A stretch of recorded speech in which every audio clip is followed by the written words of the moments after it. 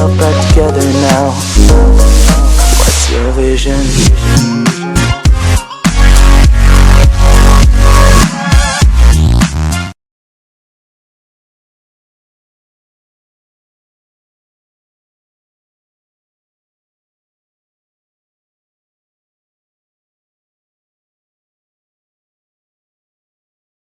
Hello friends, तो फिर आज हम मोमेंट एरिया मेथड का एक यूनिवर्सिटी का क्वेश्चन सॉल्व करेंगे। तो ये क्वेश्चन जो है वो आया था दिसंबर 2040 में, ठीक है। इसमें हमको एक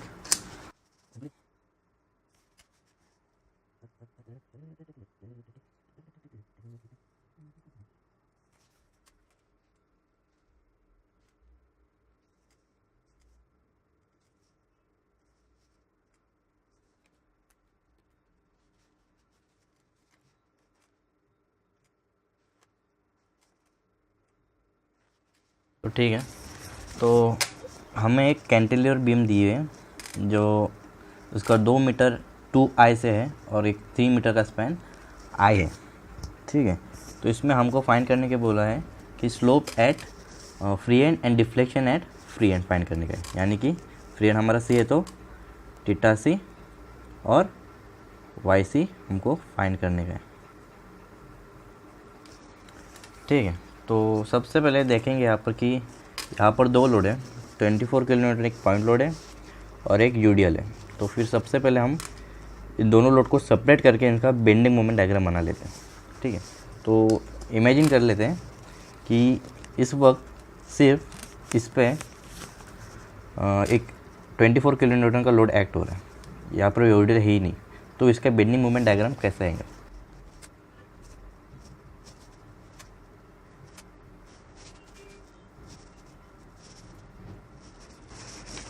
ठीक है। तो इसका बेंडिंग मोमेंट डायग्राम कैसे आएगा, ठीक है। तो अगर मैं यहाँ पर एक बना देता हूँ, ठीक है। तो फिर बेंडिंग मोमेंट एट सी तो ज़ीरो रहेगा क्योंकि एक फ्री एंड है। तो आगे चलते यहाँ पर कोई लोड नहीं, देखो यहाँ पर हम यूडीएल नहीं देख रहे, ठीक है, इसलिए अभी आगे चलते जाएंगे। तो यहाँ पर भी बेंडिंग मोमेंट एट सी कोई लोड नहीं है, तो यहाँ पर भी ज़ीरो हो गया। Bending moment at A 24 into 2 यानी 48, जो कि निगेटिव है। तो फिर ये नेगेटिव पे मार्क कर देते हैं। एक पॉइंट लोड है इसलिए स्ट्रेट लाइन रहेगी। ये नेगेटिव पे 48 किलो न्यूटन का एक BMD बन गया, BMD 1 नाम देते हैं। अब इसका M/EI डायग्राम बना लेते हैं। M/EI डायग्राम बनाने के लिए इसको फिर से यह बना देते हैं, ठीक है। तो यहाँ पर तो कुछ है ही नहीं, तो यहाँ पर भी ज़ीरो रहने वाला है। यहाँ पर भी ज़ीरो है, तो यहाँ पर भी ज़ीरो रहने वाला है। ये 48 है और इसका EI डायग्राम में I2 है, इसको इसलिए 48/2 यानी 24 हो जाएगा। तो यहाँ पर एक 24 का ऑर्डिनेट बना के, ये वापस ज़ीरो है, इसको ज्वाइन कर लेते हैं, ठीक है। ये वैसे भी निगेटिव ही है और ये हो गया 24/EI, ठीक है। अभी पॉइंट लोड का तो हो गया। अभी यूडीएल को मद्देनज़र रखते हुए हम इसका बेंडिंग मोमेंट डायग्राम बना लेते हैं। तो बेंडिंग मोमेंट एट सी तो ज़ीरो रहने वाला है, बना लेते पहले।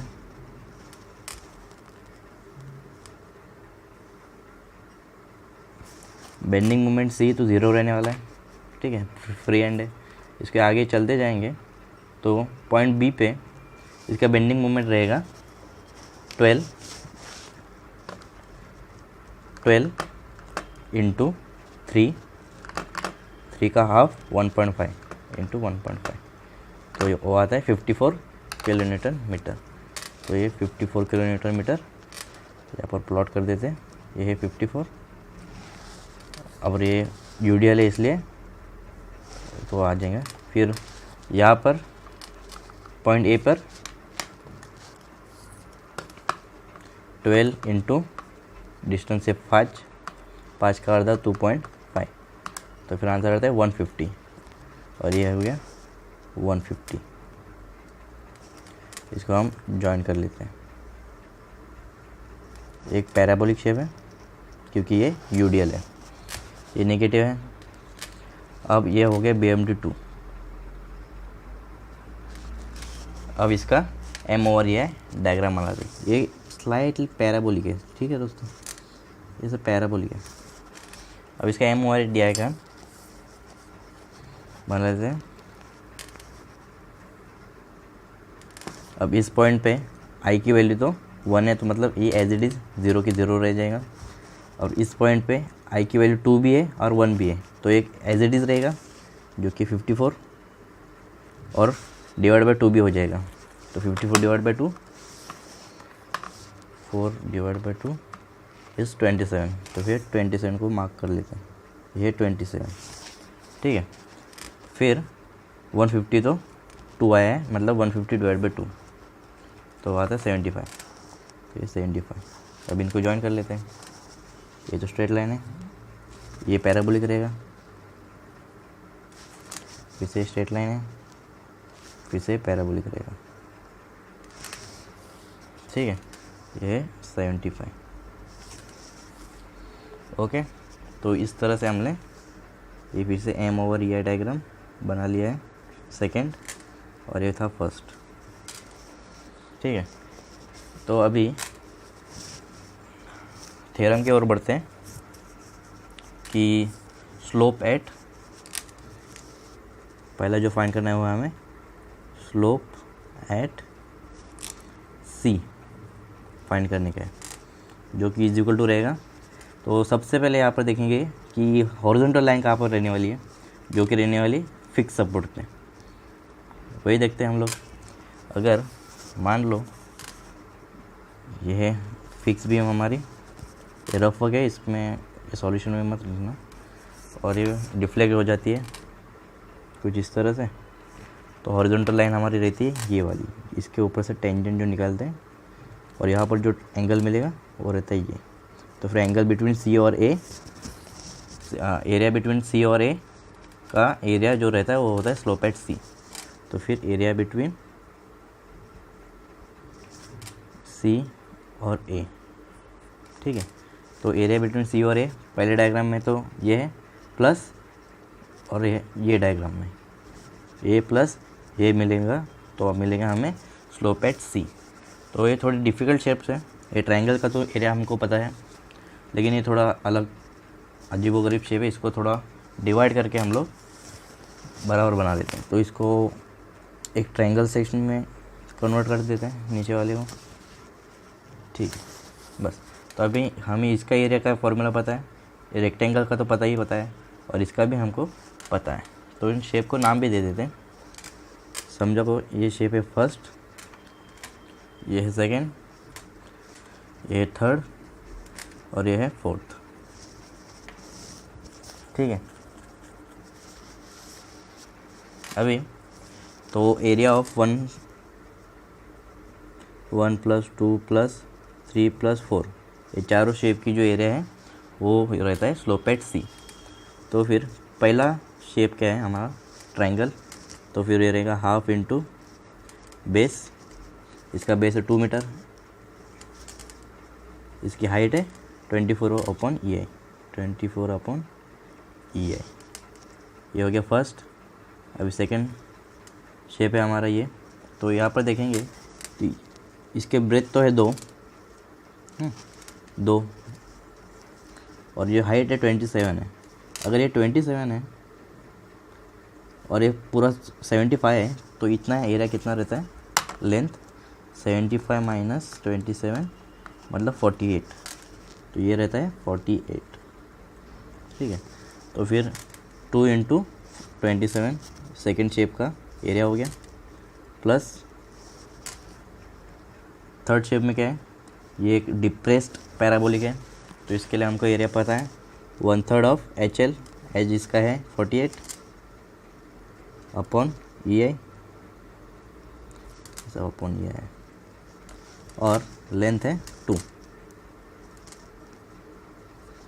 प्लस फोर्थ शेप क्या है हमारे पास, फिर से डिप्रेस पैराबोला है, तो इसका 1/3 into H × L, H 54 upon EI into L है 3 मीटर। तो इसको सॉल्व करते हैं। तो पहला एरिया का हमको मिलता है 36,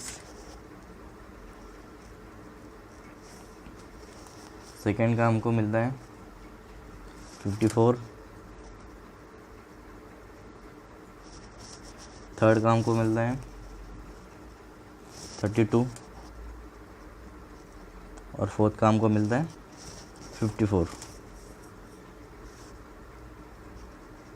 और ये सब ओवर EI है, तो इसको सॉल्व करेंगे तो हमको मिलेगा 126 EI। और स्लोप की यूनिट हमें को पता है और रहती है रेडियन। तो हमने स्लोप तो फाइंड कर लिया। तो अभी नेक्स्ट पार्ट पे जाएंगे जो कि डिफ्लेक्शन फाइंड करने के लिए। तो ये डिफ्लेक्शन देखो ये रहेगा YC।